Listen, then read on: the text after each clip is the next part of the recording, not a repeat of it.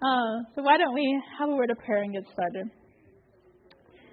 Dear Father in heaven, thank you so much for your blessings and just how you have promised for none of these diseases to be on us, and the blessings that you've given to make that possible be with us as we discuss either health or spiritual or whatever topics are on people's minds. And we pray you guide and lead us in your precious and holy name. Amen. All right. Well, shoot away. I had thought about, finishing some of the stuff in the handout, but there may be specific stuff that you guys have questions about. So feel free to, yeah. You mentioned, it mentioned in there about the fats to avoid. Yes. And talking about the oils, and I know olive oil is a good one. Yeah. Is there a particular brand that you know of that makes a margarine type that's acceptable? Yeah, margarine and butters are a challenging one. Let me ask the first part of your question. Yeah. I'm going to ask a question. Let's use the mic because we're trying to record. Oh, fantastic. Okay, so the question was about fats, what kind of oil is best, and olive oil is a pretty decent choice, but is there a margarine and butter option that is acceptable? I believe that was the two questions. So and I think at the very end of the handout there's some of the different. I might have only put the nuts in there, I think. Anyway, so the different oils have different amounts of unsaturated fat and saturated fat. So mostly the plant-based oils, your avocado and sesame and olive oil, those are going to have pretty healthy ranges of unsaturated fat. Olive oil is a little bit more monounsaturated fat than some of the others. They're all a reasonable amount, but think about it, they're all processed. You don't have any fiber in the oil. It's smashed olives, just the fat of the olive or avocado or sesame or whatever it is. So, if you have a gallon of olive oil in a week or a gallon of sesame seed oil in a week, both are going to be unhealthy amounts because it's just so processed. So it's a lot. You can argue about which oil is healthier or not. It's really more about the amount of oil, So you just really want small amounts, and also how you cook it. So whatever oil, kind of the healthy oils that you choose, how you cook it is really important. So each of the oils have a transition point. So as you heat them up higher temperature, then they'll oxidize at some point as you heat them up more and more. So once they oxidize, then that changes them to an oxidized oil, and that's much more sticky, and it's much more damaging to the blood vessel wall that's oxidized. So meaning it's an oxidant. It is going to cause free radical damage. It's going to cause damage in your blood vessel wall. So you've heard of antioxidants, right? So if you heat your oils up, you are creating oxidants. So you're basically creating inflammation in your body. So try when you're making stir fries or stuff, if you put a little oil in the pan and you're roasting vegetables or something, try using water instead. It actually tastes exactly the same. So if you just put just barely cover the pan with just a little bit of water and then saute your garlic and onions, it caramelizes just as well, as long as you don't put too much water in there. And it caramelizes just as well, and they get nice and translucent, and then you can use it for whatever stir fry or anything that you use. If you like the oil kind of taste, add like a tablespoon or two of oil at the end as it's cooling off of whatever type of plant-based oil. So let me quick finish her margarine and butter side of the question. I haven't found a store-bought margarine or butter, even of the vegan ones, that are particularly super healthy. Go to town on this one.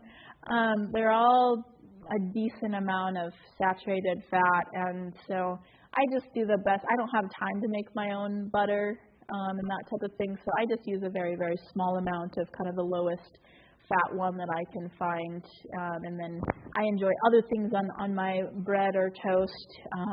Like I will blend dates and walnuts together, and it makes this amazing fatty and sweet tasting goodness.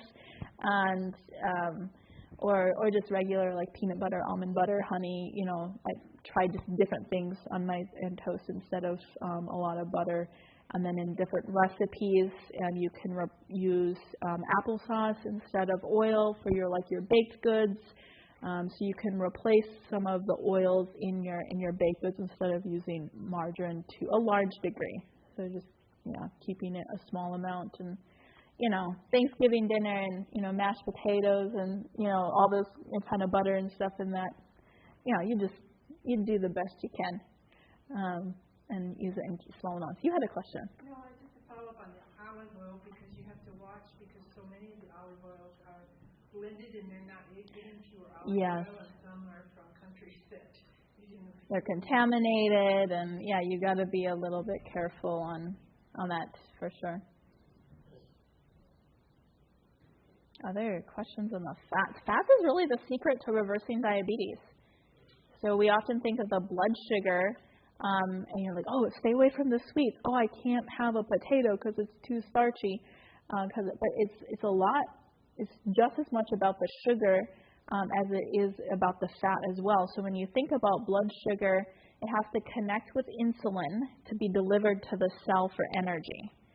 So insulin comes from the pancreas, and so it combines with, once the sugar has been broken down from the potato or from the piece of bread or from the apple or from the cookie, it all is broken down into glucose and then connects with the insulin and then is distributed, goes throughout your bloodstream to go to your blood cells, and there has to be a receptor on that blood cell in order for that insulin to ring the doorbell and say, hey, your FedEx package of energy is here to receive. Hey, you didn't answer. Knock, knock, knock. I need a signed package. Like, why isn't this? Okay, I guess they don't want their blood sugar delivery today. And so then the blood sugar keeps going round and round because the cells are what's called resistant to the blood sugar. They didn't answer the door, so to speak. They didn't answer the receptor to the insulin. And that happens for a number of different reasons. So fat needs no insulin to get into the cell. So the very, very high fat meal is going to fill up the cells with fat. Fat can be used as energy. Think of these runners and things like that. It will use the carbs first, and then it will use the fat stores, and then it will start using protein stores. So if there's fat available for energy and the cell is hungry, it's going to use the fat, and then it's going to fill up on fat, and then it's going to take away the receptors for the blood sugar, or there's something called fat toxicity. So when the cells get so full of fat, it's not, our cells aren't meant to be using all fat for their energy. They need a nice varying source depending on what blood cell or what type of cell you're talking about. But there'll be fat toxicity where the wall will be very stiff, and the doorbells for insulin, or the receptors for insulin, they won't work as well. So it's like we call diabetes as the doorbell disease because of the fat toxicity. So you can actually reverse most type 2 diabetes with switching over to the healthier fats. So the more unsaturated fats, the omega-3s, your nuts, seeds, walnuts, avocados, really focusing on those and really lowering the amounts of meat and cheeses, eggs, and things like that you're doing, in addition to having more unprocessed foods for your sources of sugar. So your northern fruits are, most diabetics will say, I can't have fruit. Try fruits are your biggest source of antioxidants, and your bell peppers and things. But you want a lot of antioxidants in your diet when you're a diabetic, because there's so much inflammation, and typically people's pancreas having a lot of oxidant damage that is breaking down the pancreas. So you want the fruits. Try the northern fruits because they have more fiber and different types of fibers that help diabetics. So northern fruits, like things that grow around here. So that would be like your apples, peaches, pears, berries, all of those types of things, apricots, all those things that grow around here. Your tropical fruits tend not to have a little higher blood sugar content and not quite as much fiber, so you might need to stay away from your tropical fruits as a diabetic until you're more solidly reversed on that type of thing. Yeah, so fat is the secret. So the answer is not keto, actually. Keto helps in the short term and doesn't help in the long term. Yeah, other questions? Thank you for our mic guy going around and making sure the questions are recorded. Any questions? I guess we get to be done then. Oh, go ahead. Can you just tell us about the programs that you're going to be offering and how often they'll be offered? Sure. And where do you go? Where do you stay? All about the programs. Cool. Yeah. So I was telling you earlier that we're just in the early stages in Lansing. I mentioned that I have some people staying at my house for a program right now. So that is the current location. So I only take women at this point for the residential programs. And right now I'm only doing like local people that are in the clinic. Actually, this program is actually the first one where we have some people outside of Lansing area that have come for that particular type of program. Most of what we do is actually we're a clinic. So we see patients more on an outpatient like visits and that type of a thing. We do house visits for the greater Lansing area, the 20-mile radius around there. And we do have quite a few lifestyle medicine consults outside of the Lansing area that we do virtually. So we typically ask, like, hey, if you can at least come to the first visit in person, and then we make sure that it's actually a condition that we can treat virtually, and then we'll actually do video visits and things thereafter. And typically we don't have to do too many more in-person visits for those types of things. So that's. And in the virtual, like people at a distance outside of Lansing, we'll typically only do lifestyle medicine. We don't do primary care because we're so far away. We'd ask that you have a primary care physician here in the area in case you need something a little bit more in person and immediately. And so, yeah, we typically only do the lifestyle medicines types of things virtually. So that would be like your autoimmune diseases and diabetes and high blood pressure, weight goals, and I've done like really bad allergies, a lifestyle medicine consult. I have a couple of those actually. It's and really exciting to see the improvements in that. So yeah, it's just that's primarily what we're able to do right now is the virtual lifestyle medicine consults. We, the most of the other stuff of Renovate Health programs, which is similar to what Dr. Kelly does with the immersion programs, is all more in Lansing. And you're more than welcome to I'm sure if you want to come, we can try to find a church member for you to stay with, or if you can stay with me, I'm sure we could work that out. It's not something we've done before, but if there's a need, we usually find a way to figure it out.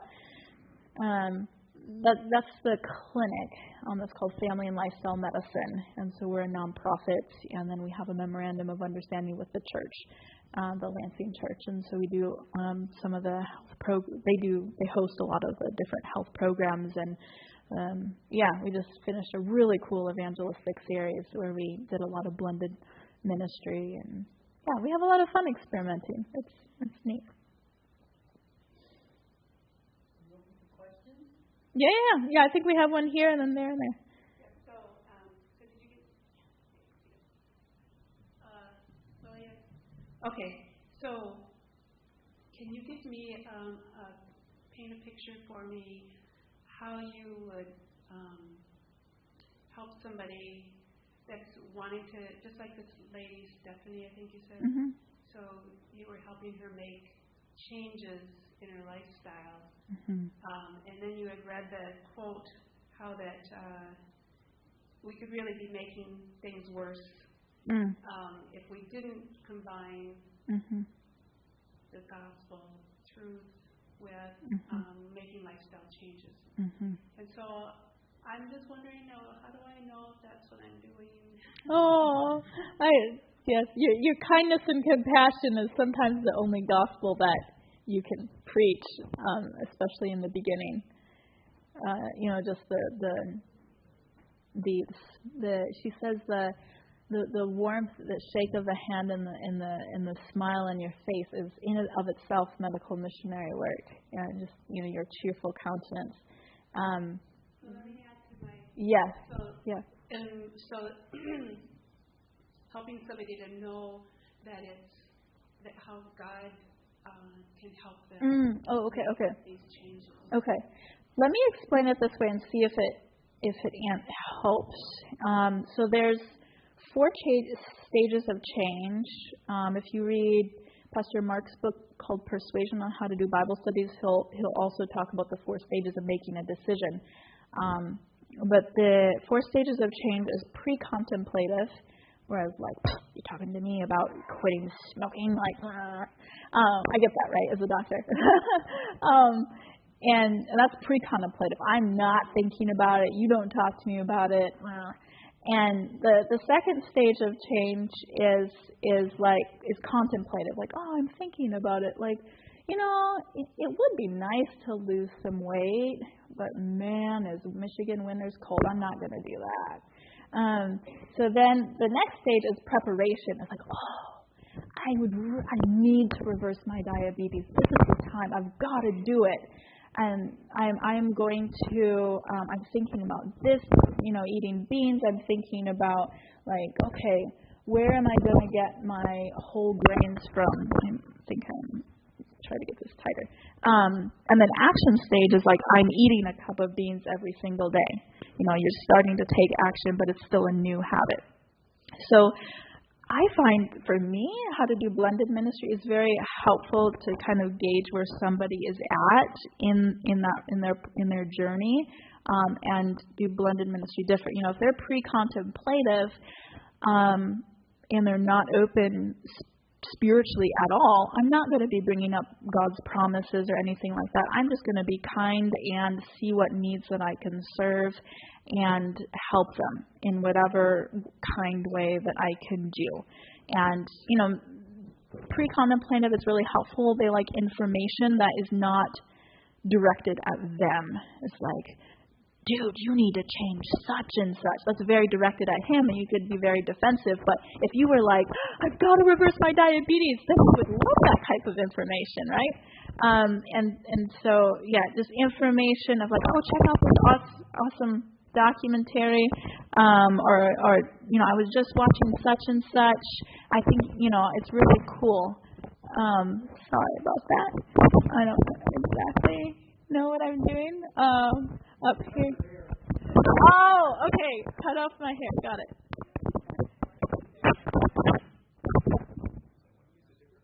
Okay, maybe if I keep my hair out of the way, it'll work. Because we made it through the sermon partly. Or maybe I'll use a handheld if it. No. Okay. Awesome.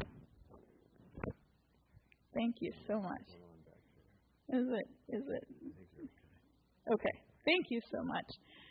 So then the next stage, where they're thinking about it, they might throw out little wish statements, and you just keep them talking about what they would like to do differently, and what would it look like if if you could play with your grandkids at the park again, and what would it look like if you didn't have to take diabetes medications? I was just at this seminar that had a really loud mic, and they said you could reverse type 2 diabetes. And so then, so sometimes there's spiritual stuff. If they're already spiritual in there, you might mention, if you maybe stand, do we switch? There we go.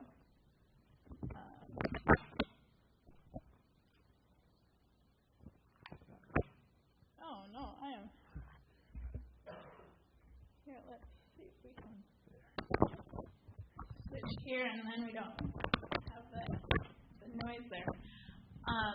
So for preparation, when they're just kind of thinking about it, it's really about building a friendship at that stage. And if they bring up spiritual reasons for why they want to change, get them talking about it, of like, why they're doing it. Maybe, they're thinking about, like honoring their family or God, or of like how they can glorify God and serve God. Oh, thank you.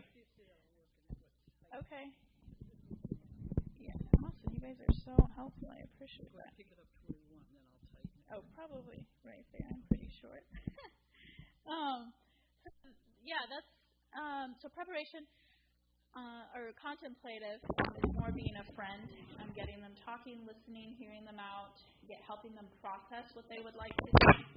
And then the preparation stage of change and action stage is really where what you're talking about, where you can really do a lot of powerful spiritual care or blending when they're really interested and actually ready to make a change. And like, oh man, type 2 diabetes is reversible. It's like, yeah, I'll come over and cook with you, or come over for a meal with me. And this is like some of the stuff that we make, and it's really tasty. And the beans and the vegetables is really helpful for reversing diabetes. Here, listen to this, or read Wes Youngberg's good book on goodbye diabetes, or something like that. And then if you've built a friendship with them, you can have very deep spiritual conversations. I find that most of the spiritual conversations will start when trying to make a change and overcoming and, claiming God. Because most of the time when they're at that beginning stage, they've lost some hope. And they're really grasping for some hope and some faith.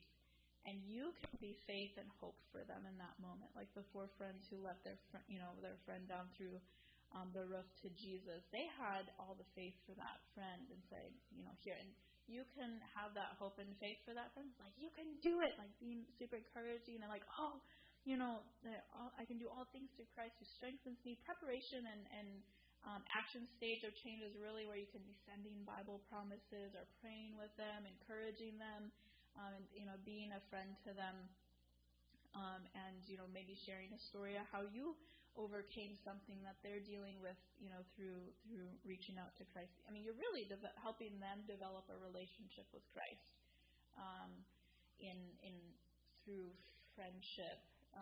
There are some health Bible study guides that It Is Written has put out. I know Stacy Shefka really likes those, uses those, and so that can, be a helpful way. There is, when you want to sit down like once a week and be like, oh, this is really helpful for learning about health in the Bible. There's several other like workbook types of things that if you wanted to sit down once a week with somebody, and kind of encourage them both spiritually and physically, habits that heal. By Monica Fukuda. She took Ministry of Healing, and then her brother is a doctor. I forget his name. Anyway, they took Ministry of Healing and put science right next to it and made it kind of for a non-Adventist audience. And it's a really nice, we will use that with our people who are very new to the health message and they're not really ready to come to a program with a bunch of people, just kind of a more one-on-one friendship. We'll sit down with them and do a chapter a week, and there's questions at the end. So it's kind of like basically like a little health Bible study. We're working on some health Bible study guides, so hopefully those will be done someday.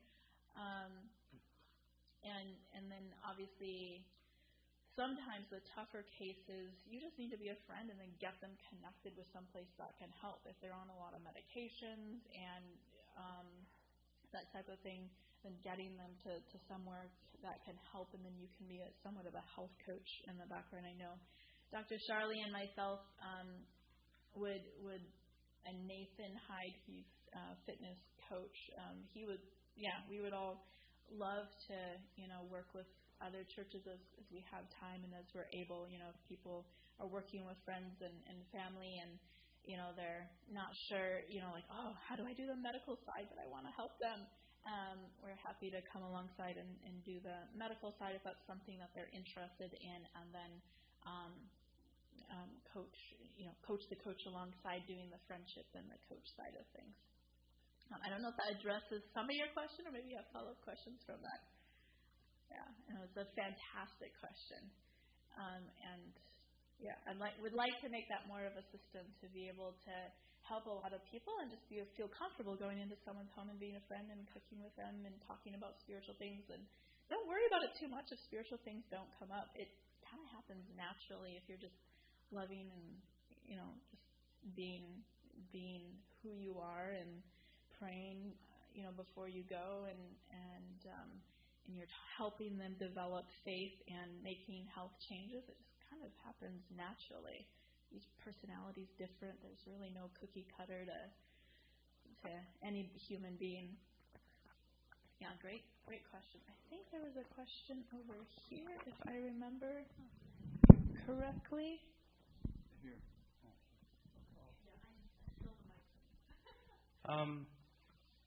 Just wondering about any things that, like eating stuff that might be counterintuitive, or that you might hear that are wrong, that someone that doesn't know much like me, or like I don't cook or anything, but so one thing I heard that was helpful was someone mentioned peanut butter is like so calorie dense that if you eat a bunch of peanut butter, that's like ridiculous. But if you eat a bunch of broccoli, you can almost eat like a whole bunch and you feel full and that's fine. So to me, that was like, oh, that's good.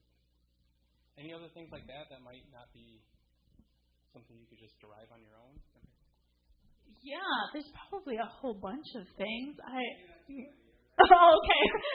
He doesn't want to go to 6 o'clock tonight. Got it. I don't either. You might want to have a follow-up question if you think of other things. So the simplest way to put it, because there's always health information out there of eggs are good. Oh, eggs are bad. Oh, you need an aspirin a day. Oh, you don't need an aspirin a day. Oh, here, take this supplement. Oh, don't take that supplement. It's very, stuff is all over the place. The simplest way to sort through a lot of that is to go back to the Bible and to Spirit of Prophecy and be like, okay, is this as close to how God made it as possible? Okay, peanut butter is a little bit processed, right? So it's not as close, and it's also in a shell thing that you have to break up. So if you had to do that, make the peanut butter yourself, you probably wouldn't be having cups of peanut butter each day. And the other nuts and things like that, we really, we want to have in moderation. And God kind of put them in nuts to give us a hint that we probably shouldn't be eating as much of that. But broccoli and cauliflower and all that other stuff is kind of in abundance, and it's not, very, eating it as less processed as possible. So who was it that made the statement of whole foods eaten whole? And if you stick with that as least processed as possible, then you're going to be, in a safer direction. And a lot of people that you might be talking to, they're on a journey and they're, eating meat, less processed, where it's maybe boiled instead of grilled, or it's, the deli meats and things like that and sausage and hot dogs are a lot more processed than, just chicken or, things like that. People are, we have to be comfortable working with people who are on that journey and still, the dialysis lady that I told you about, she was, all she was eating was white bread and deli meats and cheeses, extremely high processed. And so you don't just go from, complete deli meats to, completely whole foods, plant-based, like overnight. That's a whole process. And you might have a phase where you have a cup of peanut butter a day when you're in that phase, and everyone goes through that differently. But by and large, the less processed it is, the more whole foods it is going to be a better direction of things. So whole foods, plant-based. So if you hear something that doesn't necessarily fit that, Genesis, 1, where it talks about, the original diet that we were given, which is whole foods, plant-based, if it doesn't fit within that, then it's like, okay, I'm not going to start that until I do a little more investigation, or I talk to somebody, or figure out, what to do in regards to that. Supplements, a lot of people will advocate different types of supplements. Probably vitamin D would be the most reliable one to take here in Michigan. It might be nice to get your vitamin D levels checked so you know that you're on the appropriate dose. But during the winter months, we are not getting any sun rays that can give us vitamin D. Vitamin D, thankfully, stores for 3 months. So if you do get outside a lot during the summer, which we should be doing, then you technically would have enough vitamin D that you wouldn't necessarily need to take it, because there's something with the actual rays of the sun, the infrared and all this other stuff that is more effective at converting the vitamin D than just taking a supplement. God didn't create a tree in the Garden of Eden with supplements. So I think by and large, we probably shouldn't be taking supplements unless we know we have a deficiency in a particular area. We're addressing a certain condition, with the years of sin. Sometimes we have different imbalances and specific diseases that we're treating and things like that. But there's actually a very interesting study about multivitamins and that it definitely doesn't increase our lifespan. There was one study that said it decreased our lifespan, a big study, so everyone was like, freaked out, and then it turns out that it really doesn't make a difference. So multivitamin on a general basis is probably not that helpful, except for making money for the supplement companies. I don't know if that answers your question. The trick is I feel like in my mind I don't really know what to ask. Okay. So that's why it's like, hey, anything that you've seen other people have misconceptions about? So that's it. Yeah. I will have to. Yeah, there's a lot of.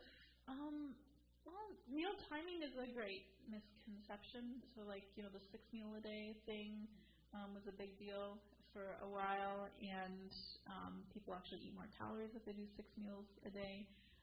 The body is meant to have, just the way the stomach works in physiology, meals 5 to 6 hours apart. The bulk of the calories in the beginning of the day, supper very small. So meal timing is actually a huge secret to weight loss and also diabetic control as well. So the early time restricted feeding is the research term for that.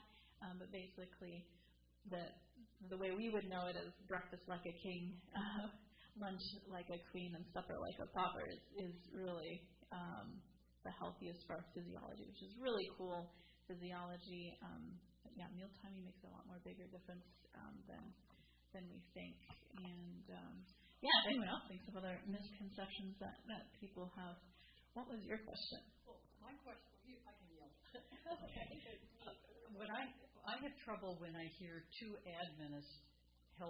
different people that are into health, that are Adventists, I feel know a lot, where one will say coconut oil is good for you, and then the other one will say it's not. So what do we do?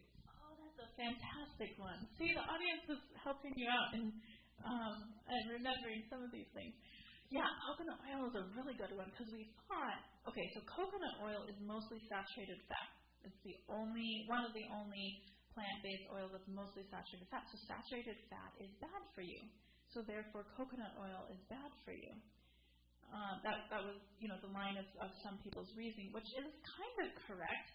But then when we saw in the studies, it's like, but coconut oil, is the size of the fatty acid is actually not the same as most other saturated fats, and so the way it's processed is actually healthier, and so coconut oil is actually healthier. And there was a couple of studies where they use coconut oil or coconut products, and without a lot of other inflammatory foods in the diet. Like, it was a very clean type of diet, very clean study, where people where it was just very, it was actually an animal study where they only had just coconut, no other inflammatory stuff that they were feeding the animals.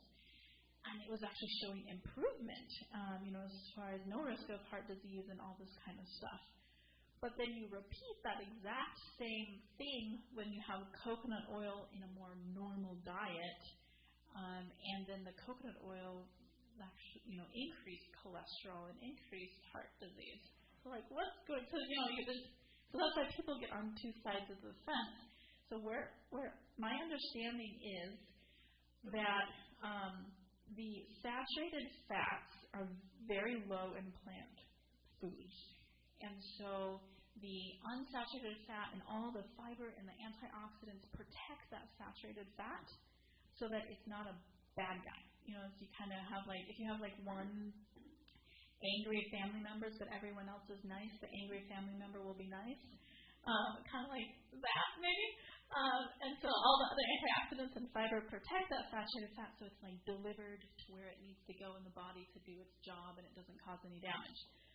Well, then, if you take that same saturated fat, you cook it to a high temperature so it, oxidizes, and then you put, a bunch of cheese and a bunch of processed food with or you put it in a cake, or, and then you bake it, in sugar, and you combine it with all these other inflammatory things, then the coconut will be a bad actor. The saturated fat will be, it will interact with the sugar and the fats in a very oxidant type of way, more inflammatory type of a way. This is illustrated with potato chips, which have, actually, they're all unsaturated fat. Potato chips have all healthy fat in them. So if you stop listening right now, you go out and you eat potato chips, but then you realize, they take that potato and the unsaturated fat, whatever type of oil they use, they heat it to a high temperature, they process the potato to the nth degree, and so they make that healthy fat unhealthy. So where I come down on coconut oil is that it's fine in small amounts if you have a very anti-inflammatory, healthy diet, and you're not prone to high cholesterol already. And coconut is in a nut, so it, small amounts. It's very wonderful, the curries, and it just makes such a nice rich, rich taste. Obviously, the oil is going to be a little more processed than the coconut milk or the coconut flakes or coconut flour, whatever you use, in regards to that. So I'm not a big proponent of coconut oil for that reason, because it's unsaturated, it's saturated fat. So most of the people that come and see me do have high cholesterol, they do have diabetes, they have a lot of inflammation in their body already. So I typically say, hey, avoid coconut for now, and then once you're more anti-inflammatory or inflammation is down, then it's fine in small amounts. We had a lady, just a couple of stories. We had a lady, super healthy diet. She had a lot of heart disease in her family, and her cholesterol was super high. I mean, this lady's diet was pristine, and why is your cholesterol so high? And we're asking, I was asking her questions and questions and questions, and then finally we found out that she was using coconut oil and different coconut products. That's the only thing we changed. As she cut out all the coconut products, her cholesterol came down to normal. So I think some people who are pretty at risk for heart disease, cholesterol, if your numbers are high, I would avoid coconut oil because it is a saturated fat, and if you have a lot of inflammation in your body, you probably need to avoid it. Probably fine in small amounts for generally healthy people, and any fat, you don't want to overdo it, right? So great question. Soy is another one with cancers. So the phytoestrogens, people said, don't eat soy. Well, if that was true, all the Asians would have really, really high rates of breast cancer and such. That's not the case. So we find out that the phytoestrogens in soy are actually anti-cancer. And so we're looking at, all the processed food, all the estrogens in the more processed food that includes all the fun veggie meats have a little bit more processed. They're fine transition foods. People are on a journey. But it's not going to be the healthiest. But the phytoestrogens in like soy and those types of things are fantastic for anti-cancer. Yeah. I'm wondering about the difference between like eating venison or the processed soy meats. Yeah, great question.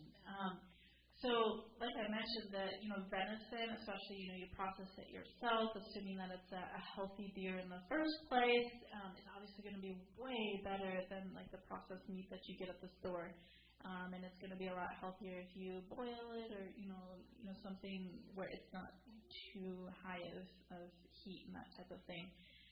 But compare it to veggie meats, I don't know. I would have to look at the comparison. I know venison is a decent source of saturated fat, but then, your veggie meats are a pretty decent source of saturated fat as well, and they have plenty of salt. So, yeah, I don't know. If you had to, I don't know that one is, I would have to take a look to say definitively, but both are not your first choice. Oh, for sure. You mentioned something earlier today about Renovate. I don't know what that is. Yes. Renovate is similar to the lifestyle immersion programs that Dr. John does. So we do them as 8 weeks. They're based off of the old CHIP program, the Coronary Health Improvement Project, which actually started in churches. And so we use it. Pastor Phil Mills, his family helped start CHIP. And so we do 6 weeks blood work at the beginning and the end. It's 3 days a week, and then we go in people's homes and cook with them with our culinary medicine coaches. I have a fitness coach, exercise classes, physician visits, and then the spiritual care with Pastor Phil. And so we do it. We have one coming up in February, and so that is more for like reversing kind of a lot of your metabolic diseases that we're talking about here. Yeah, great question. Yeah. I've heard that different places that fish oil is good for the heart. What does it do for the heart? Yeah, excellent question. So fish oil is said to be good for the heart because of the omega-3 fatty acids. So omega-3 fatty acids is one of the, is an unsaturated fat, so it's going to be healthy. It's an essential fatty acid. Our bodies don't produce it. We need to eat it. So you're going to find it in things like chia seed, walnuts, pumpkin seeds, flaxseed, things like that. You're going to have the high. So there's 2 types of of essential fatty acids that we talk about a lot, omega-6 and omega-3. So omega-6, when there's a lot of it, it is very pro-inflammatory and it stimulates more the inflammation pathways in the body. Omega-3 is an anti-inflammatory type of fatty acid, and so that's why they say omega-3 as a really great anti-inflammatory. And so fish oil, fish in general, have higher amounts of omega-3. So of the meats, fish would be the highest in omega-3s.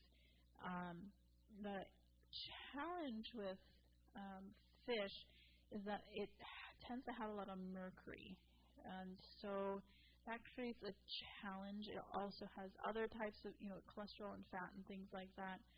So, if you really would like to do the best, try to get, there's omega-3 fatty acid supplements that you can get just as omega-3 fatty acids that are not from fish.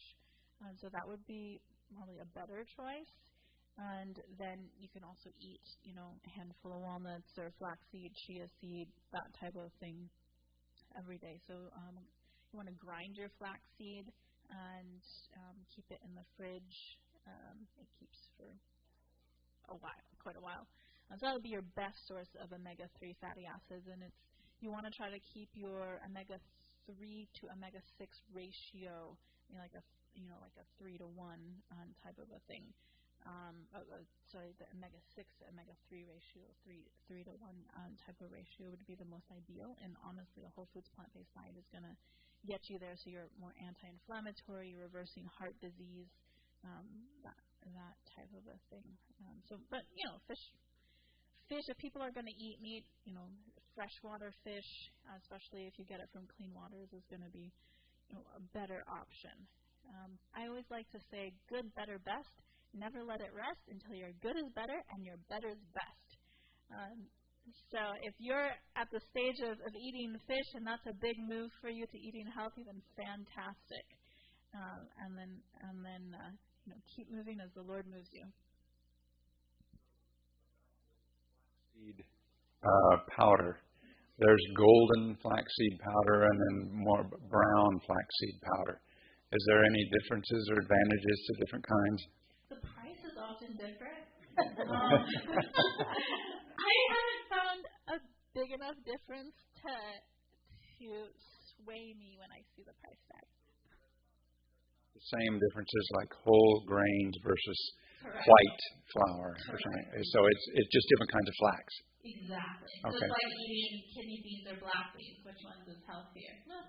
Whichever one you like the best. Exactly. I haven't noticed the taste difference between the gold, I haven't. And they work both the same. They eat great thickeners in the place of an egg, and so I get whichever one is cheapest. I'm sure there's minor nutrient differences, because I know Dr. Debbie, the culinary medicine person, she was looking at that and was like, I don't get any difference. Okay, thank you. Yeah. Loud enough. What about high uric acid in your system? Yeah. So high uric acid, so gout would be kind of the biggest thing from that, but we are seeing some of the autoimmune. Yeah, there's some really interesting research about uric acid in other areas. But mainly in gout. So uric acid is primarily a breakdown we find from meat and meat products. And so we'll typically see gout go away when people at least cut out the red meats, at the very least. And sometimes people are really prone to it, and they need to be really careful of the oxalates in their diet. So spinach is high in oxalates. Might make them more prone to a little bit of gout. Oxalates also hinder the absorption of calcium. So if we're thinking of osteoporosis or thin bones, things like that, then we also would want to avoid spinach in that situation as well, or at least have less of it, because the oxalates hinder the absorption of calcium from the grains. Yeah, great question.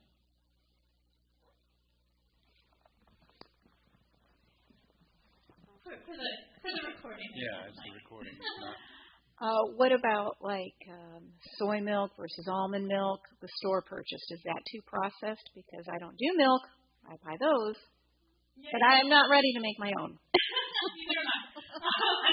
I'm sure making your own would be healthier because it would have less sugar and things like that. The biggest thing is watching the sugar content of them. I know some of the oat milks, we were like, oh, whoops, we shouldn't have bought this one. This is kind of high in sugar. Typically most of the almond and soy brands are pretty good about that. And you have to watch some of the additives that they add as well, and make sure it's just all ingredients that you understand. I've switched to different ones.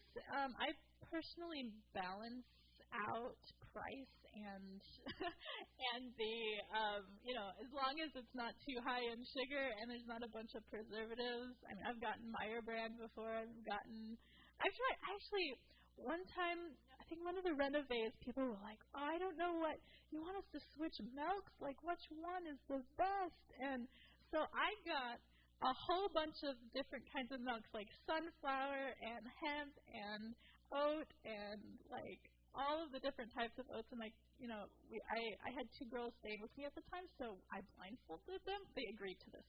And I blindfolded them and had them taste test each one. And they liked the oat milk and almond and soy, the best of all of them. And they were, if you just watch the sugar and all of that content, yeah. Into that. So if like an almond milk, clearly if it's like vanilla flavored and sugar and sweetened, that's bad. But is there a difference between when it says it's unsweetened versus no sugar added? What does that mean? Yeah, what does that mean? That's a great question, because they love to confuse us on that. So let's look it up, because I don't know. So let's look at the labels here, and if someone has another question while my phone is loading some food labels here, feel free. Questions? How about the gel cap? Gel cap supplements? Yeah, like the flaxseed oil. I think that there's oil inside of it. Yes. Yeah, great question. So most of those are made out of gelatin, which is pig products of sorts. So, sounds nice and yummy. Not something exactly you want to be using. So, but there is gelatin that is vegetarian. So just make sure when you look at the bottle that it says it's a vegetarian or vegan formulation. Also, magnesium stearate. So stearate, kind of like steer. So it tends to come from these products. And they put that in a lot of different supplements as well. So yeah, does that little amount make a big difference? I don't know. But at least when we get supplements and stuff, actually that's what Patty is, another one of our culinary medicine coaches, and that is one of the whole jobs that she has is inventory, and so she'll search every single month, okay, is the supplement brand GMP certified, so it stands for Good Manufacturing Practices, GMP, and does it have any of those weird things like the gelatin and magnesium stearate and all of these artificial flavors that can come from who knows what, and all of this other stuff. That's always an exciting search, because supplements are not regulated, and so the good manufacturing practices means that the company has said we choose to adhere to these practices, and we honor, this is our standards, so that you do the best you can with that.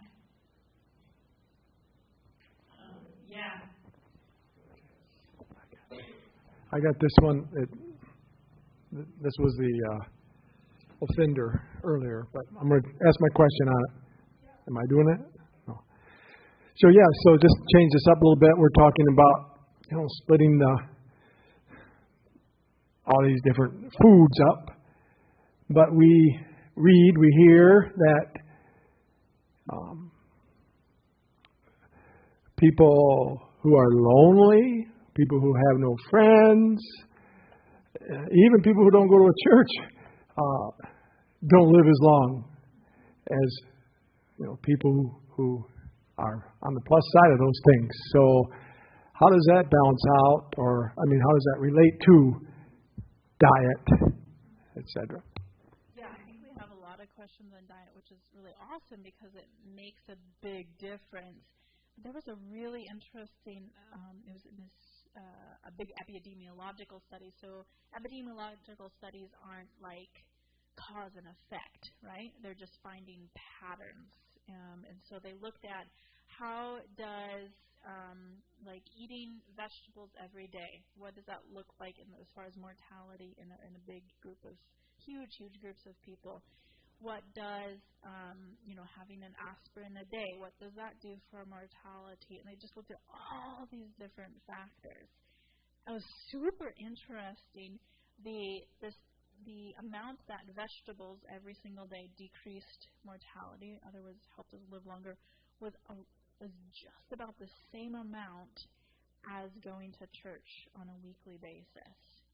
Incredible that makes a difference. Of course, you're probably acquainted with the Adventist health studies, where they also make a big deal about the diet and types of things that we, as Adventists, we tend to be, healthier types of diet. But we also have a social community, and that is really huge. That when they went through each of the different blue zones where people lived the longest, social community was a big piece of that. We also have a day of rest every single week where we, unplug, where we don't work, and we just kind of step away and spend time with friends and family and just kind of reflect and spend time with God. And so just from a scientific standpoint, that makes a huge difference. There's so many studies, like how do you study something infinite about spirituality and things like that? But it definitely makes a ginormous difference. Mental health, you alluded to that with the loneliness side of things. So depression is a risk factor for heart disease. We talk about cholesterol, and diet. Well, depression is inflammatory in and of itself, and so is a risk factor for heart disease and some of these other types of diabetes. It goes the opposite way as well. If you have a lot of inflammation in your body, diabetes or obesity, any of these types of things, that is whole body inflammation, so that's going to make your brain more predisposed to depression in and of itself, because depression is starting to be known more as an inflammatory disease, inflammation of the brain. And so actually working on getting that diet is plays a huge role in working with the depression as well.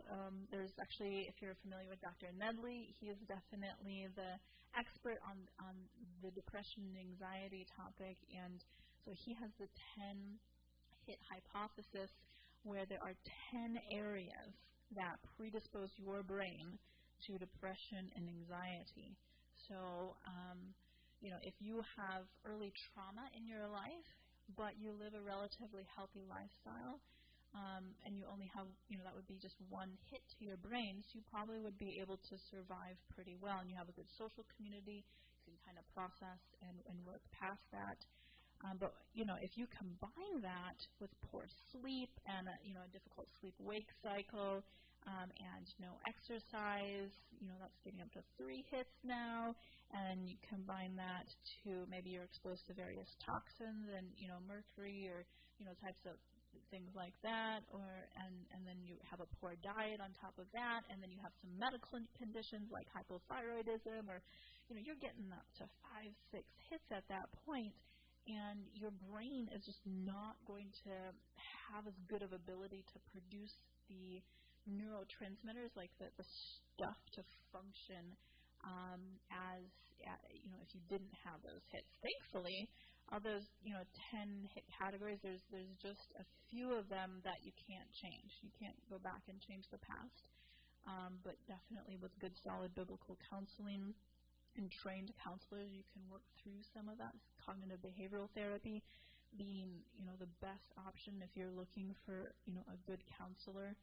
And then there's genetic predispositions to depression. Genes don't decide your destiny, but you can definitely have some predispositions and risk factors. We can test for those, and some see if there are things we can do epigenetically through food and supplements to see if we can help with that.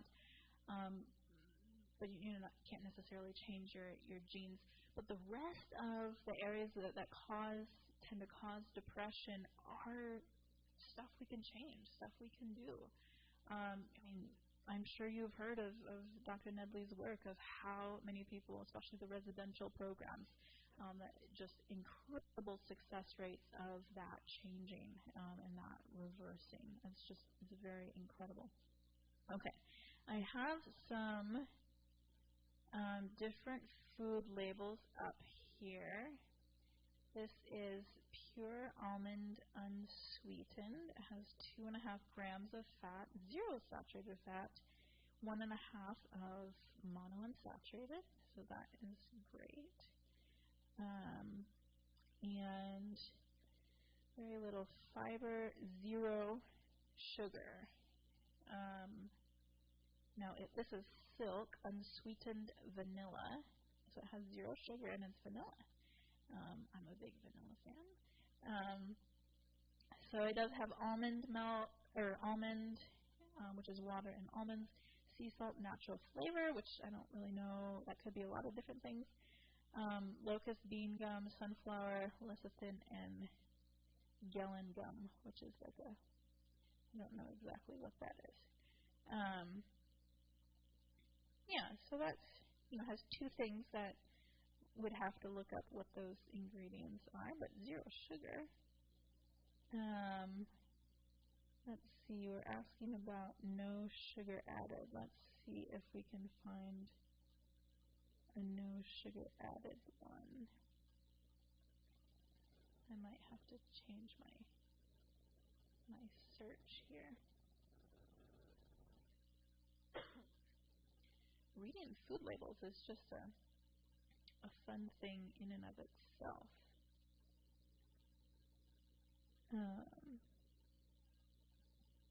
Is this a no sugar added? This one maybe?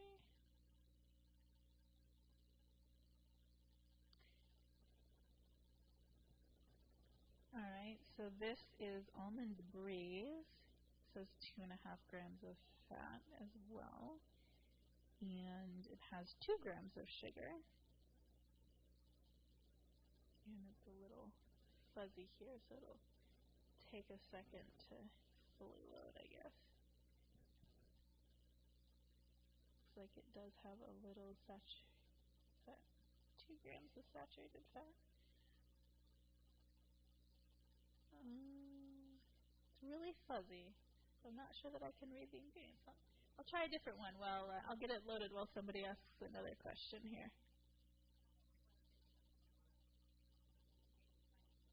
Yes.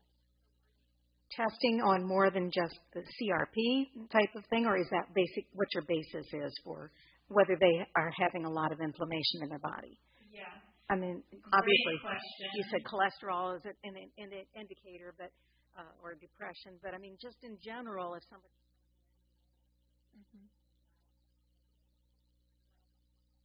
Typically, low-level inflammation won't always show up on like a CRP or an ESR type of a test. Sometimes it will. Sometimes, if it's high enough, it will show up. The CRP tests have gotten more sensitive over the last years, even since I graduated from medical school. So if you order the high sensitivity CRP, you can pick up more of it. You can know that, if somebody has diabetes, if somebody has high cholesterol, they have some level of inflammation that the body is fighting. But, maybe you have diabetes and high cholesterol, but your body just has a lot of antioxidant power, and that's just, and so it's able to control it pretty well. But maybe somebody else doesn't. Maybe, somebody else has more of an autoimmune tendency, and so they're going to struggle more to control the inflammation and that type of thing. So diabetes and inflammation is a super interesting question, because all diabetics, even if you just look at type 2 diabetes, all type 2 diabetes is not the same. It's very interesting, because the insulin resistance is the doorbell disease. It tends to settle in different organs for different people. There's thought to be a particular order that insulin resistance develops in. It's thought to maybe develop in the muscles first, and then liver and pancreas, and then go to heart and brain, and kind of it develops in different organs.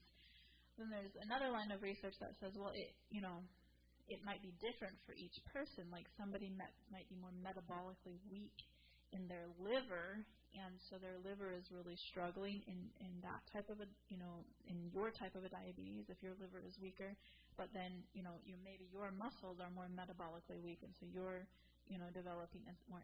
So that's just a complicated way of saying the inflammation may be higher in different organs in different places, so you need to test all of that and take a look at where are there problems in the body, and is an inflammatory type of disease going on, and some of those inflammatory diseases don't affect the CRP. They just don't. And sometimes they do. Somebody would come in just say for a consult type of a thing. They don't know they have anything type of a thing. But you would run that, like those kind of tests, in other words, just to see if they've got an underlying inflammatory response of some sort. Yeah. Okay. And depending on what they've had as far as lab work recently with their primary care physician and that type of thing. And So for the rest of us then, what is CRP and ESR? Oh, we're having our own private conversation here. Okay. Fantastic. It's their blood tests. So C-reactive protein is a reactive protein. It's in the inflammatory cascade in the immune system, and we could spend the rest of this week learning about the immune system. It's super complicated. I'm always learning something new, and there's all these different pathways. So C-reactive protein, where it's a pretty big player. So it's just, but we are still only checking one point in all the inflammatory pathways. Wherever the CRP interacts, we're only testing that one. So, it's kind of looking at an elephant blindfolded, and so you just test in multiple different areas. Yes, yeah, okay. All right, we are at 3:15. So I don't want to keep. If anyone needs to leave, that's fine. But feel free to ask away. Question from my husband here: is congestive heart failure reversible? Great question. And I have another. So CHF, congestive heart failure, is where the heart is not as pumping as effectively. And then the question is really why. And if you can answer the question of why the heart is not pumping effectively, then you can answer the question, is it reversible or not? If the heart is not pumping effectively because of heart disease, then the answer could be yes. Depends on how bad the heart failure is. If you're at 26%, which normally you'd be at 60%, I don't know if we can reverse that, but maybe. Never put it past God to work a miracle, because He definitely has in the past. But from a medical standpoint, I wouldn't think that would be reversible once it gets pretty far down the line. And, so alcohol, there's alcohol-induced heart disease, so that can be reversed, if you stop drinking alcohol. So sometimes there's autoimmune diseases, sometimes there's reasons for heart disease or heart failure that we don't know. And so we would have to do the best we can and try to figure out why to see if it's reversible.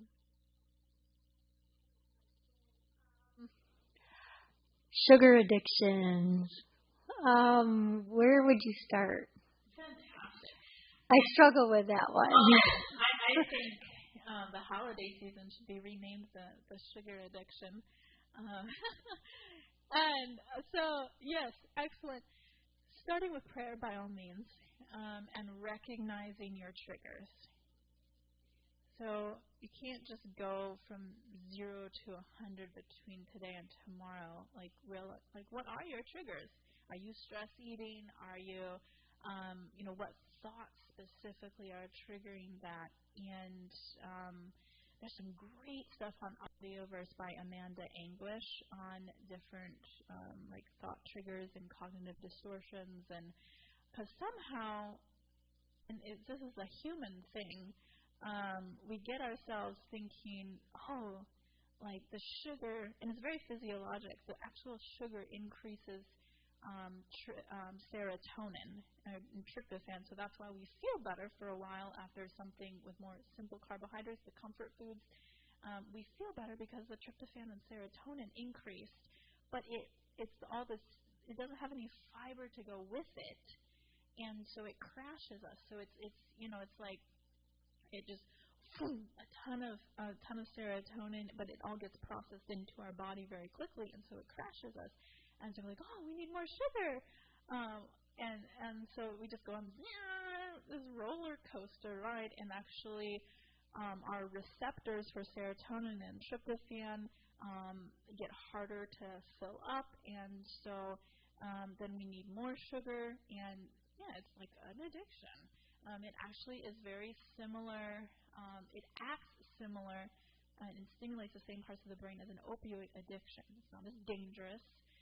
It has different effects, but it like this is a real issue, and so we pat ourselves on the back that we're not doing all like, oh, we judge other people, but then we're struggling ourselves, right? That's kind of important to recognize. This is a big deal that is a human struggle.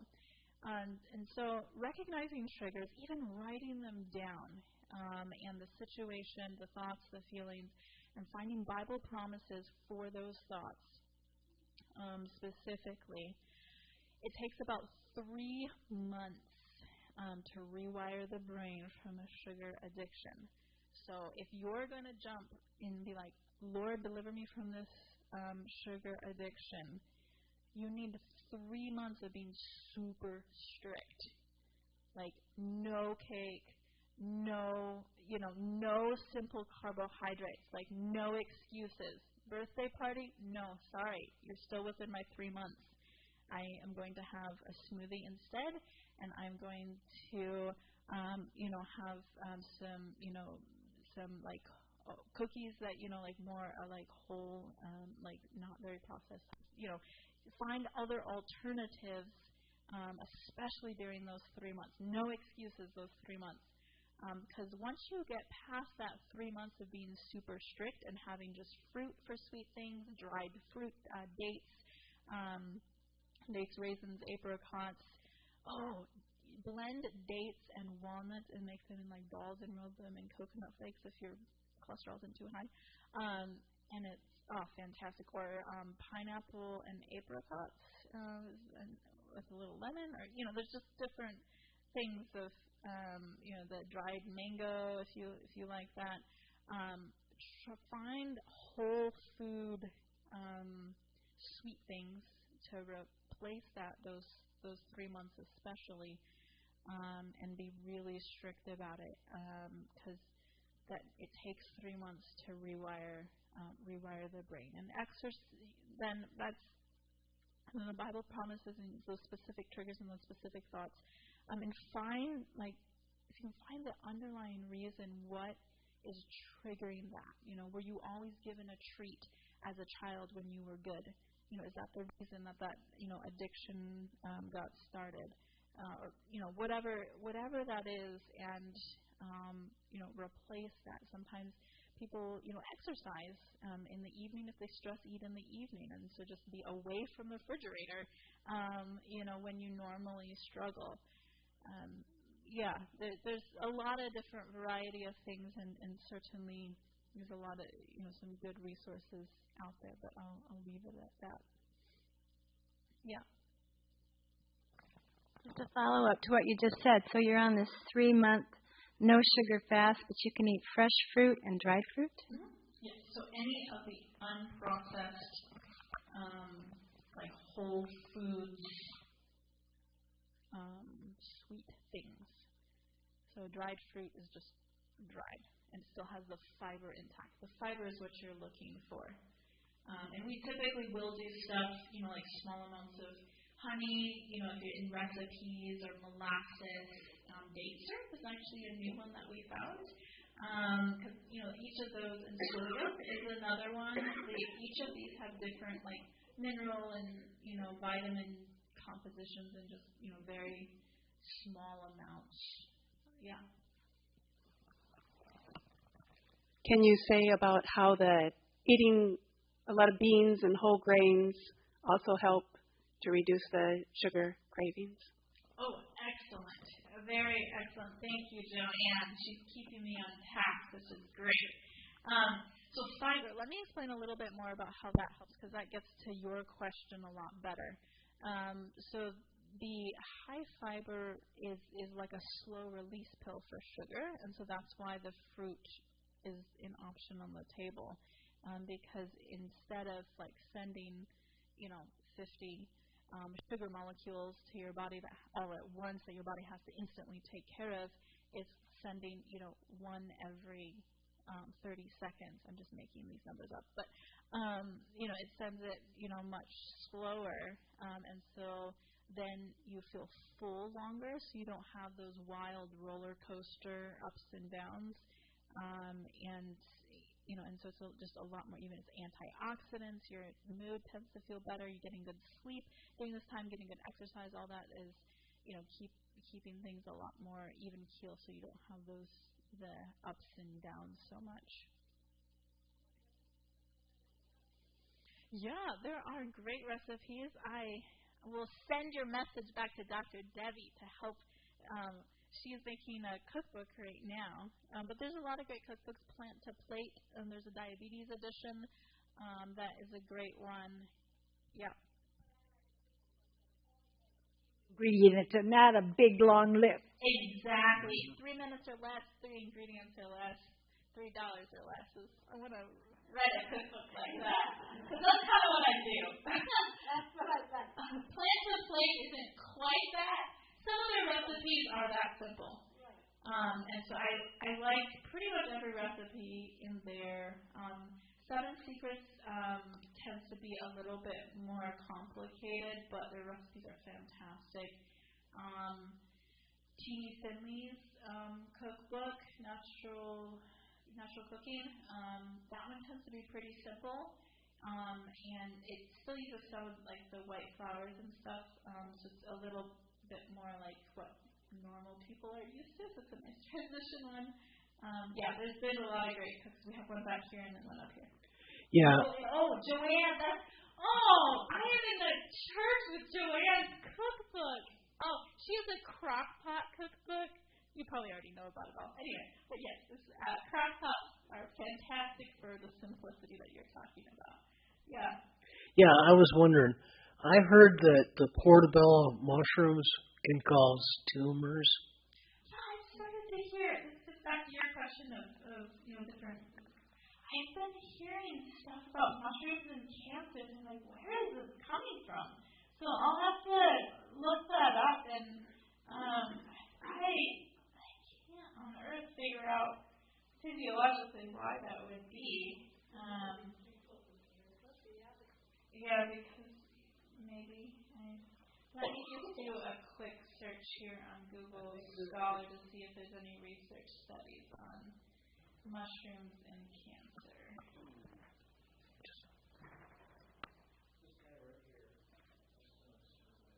Okay.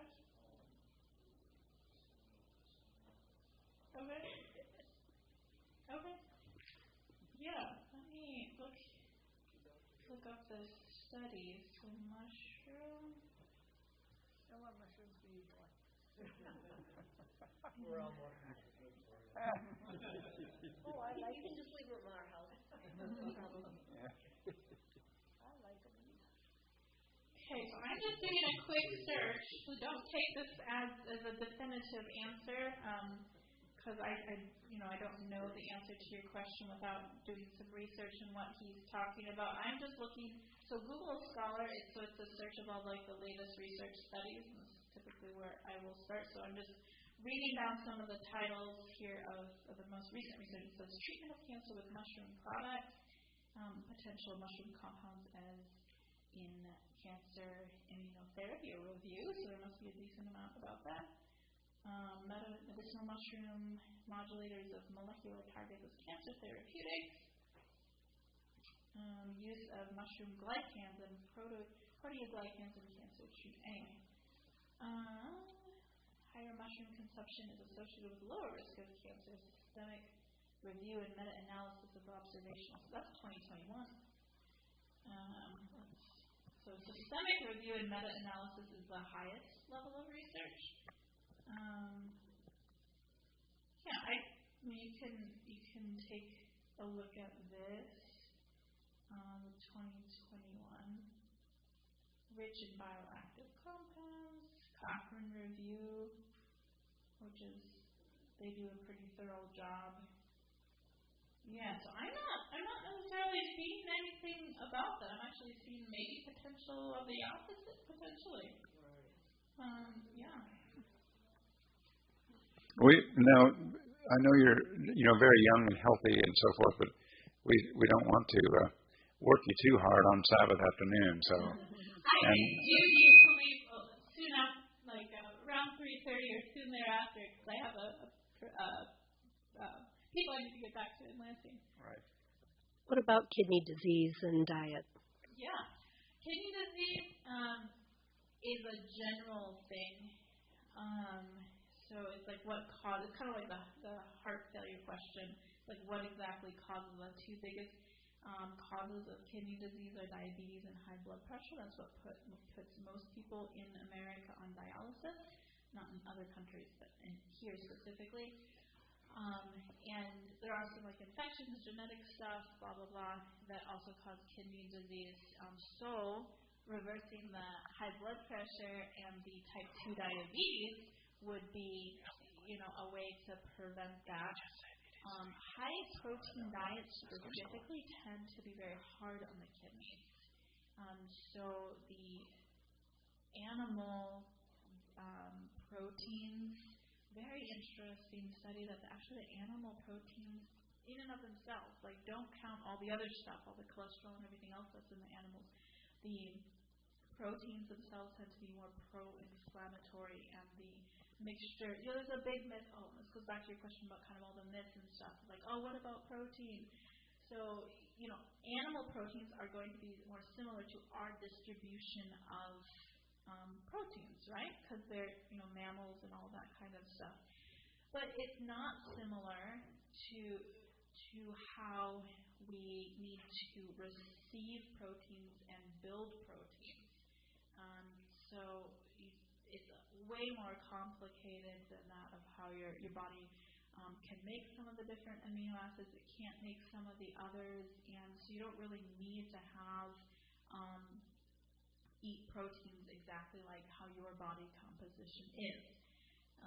And so it tends to be that the ratios of different types of proteins in the plants there tends to be more ability to help with absorption of the different nutrients that you need, and it's less inflammatory. So in and of itself, probably red meat's the most, but in the more processed meats tend to be more pro-kidney disease, and then the plant-based foods tend to be more anti-inflammatory. We actually eat way too much protein in America, way too much, and we can get all the protein we need from plants if you choose to go that direction. Plenty of protein. So a cup of broccoli has approximately the same amount of protein as an ounce of steak. Your beans are super high in protein. Interesting. Stage 3. So there's 5 stages of kidney failure. It is still early in the research, but it is thought that up to stage 3 is probably reversible if the cause is reversible. If the cause is from diabetes, high blood pressure, all the regular stuff, then up to stage 3 is probably pretty reliably reversed with whole foods, plant-based. You obviously want to be working, with a lifestyle medicine physician or somebody, when especially the higher stages that you get. Once you get to stage 4 or 5, there's some case reports of reversing and getting off dialysis, but it's definitely a lot tougher. I know the dialysis lady that we had go through Renovate, she had been on dialysis 8 years, and she started peeing again during Renovate. You don't pee when you're on dialysis most of the time because your kidneys aren't functioning. But she started peeing again. So that was amazing. That was huge. 8 years. She's still on dialysis. 8 years she's been on dialysis. So, I is pretty assuming that her kidneys are pretty well gone, I would assume. So, up to stage 3 is thought to be reversible. But again, that's a little early in the research. close to 3:30. We should pray. God bless you guys. Super fun to hang out with you, and I understand that the elders, and you guys are praying about different health evangelism things. So much prayer in that. Much prayer for your personal health journeys as well. Your friends that you're working with. Let's go to Psalms 103. This is one of my favorite Bible verses in regards to thinking, is my health condition reversible or not? It's a psalm of blessing the Lord, praising the Lord for all His benefits. Verse 4 and 5. Who redeems your life from destruction? That would be health conditions included. Who crowns you with loving kindness and tender mercies, who satisfies your mouth with good things. We're talking about the good things that we can eat, that God provides for us. And what happens as a result? Who satisfies your mouth with good things so that your youth is renewed like the eagles. That is really the Lord's will. We don't always understand all of the health conditions that can't be reversible or that happened, more genetically, even with a healthy lifestyle. That is definitely God's desire to renew our youth like the eagles. And none of these diseases be upon us by God's grace. We obviously live in a great controversy, so things can be different sometimes. But there are God's promises that, man, we've seen some pretty crazy things happen. It's like, wow, the Lord really came through on His promises. It's incredible. So who knows what the Lord will do for you? Reach out in faith and claim His promises and do the best you can. Let us pray. Let's pray. Dear Father in heaven, thank you so much for your blessings. Be with each person here and each person from this morning. Guide and direct them in their lives and come close to them and bless them with the blessings that we read about in Psalms and satisfy them deeply in their lives to come close to them as they reach out to you. And we pray this in your precious and holy name. Amen. Well, thank you, Pastor Dan, and everyone else. You guys have a great afternoon.